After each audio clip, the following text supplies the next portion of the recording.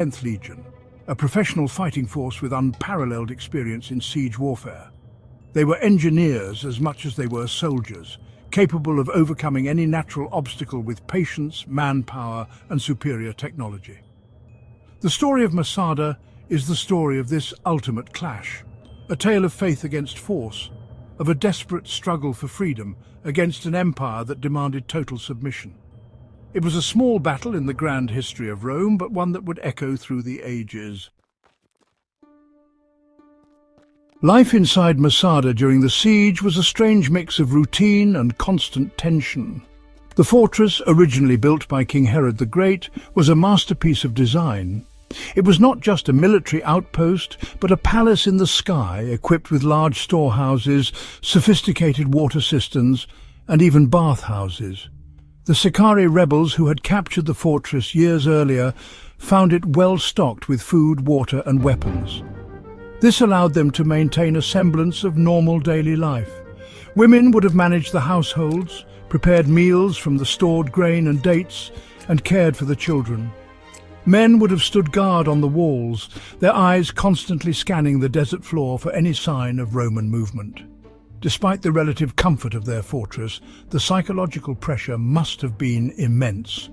Every day the defenders would look down from their high perch and see the Roman camp growing larger and more organized. They were completely cut off from the outside world, a tiny island of resistance in a sea of Roman control.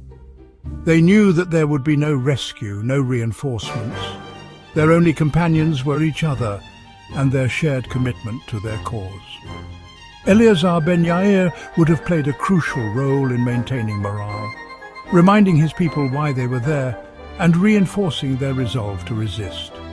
Their communal life was held together by a powerful bond of shared destiny and religious conviction, turning the fortress into a tight-knit community facing its final test. The children of Masada would have grown up in this unique and dangerous environment. For them, the fortress was their entire world. They would have played in the courtyards of Herod's former palace, perhaps unaware of the full gravity of their situation.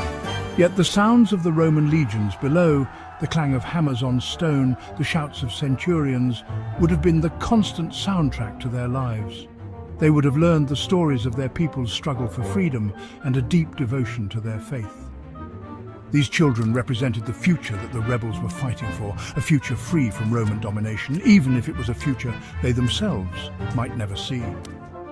Their presence made the stakes of the siege deeply personal for every adult in the fortress. The rebels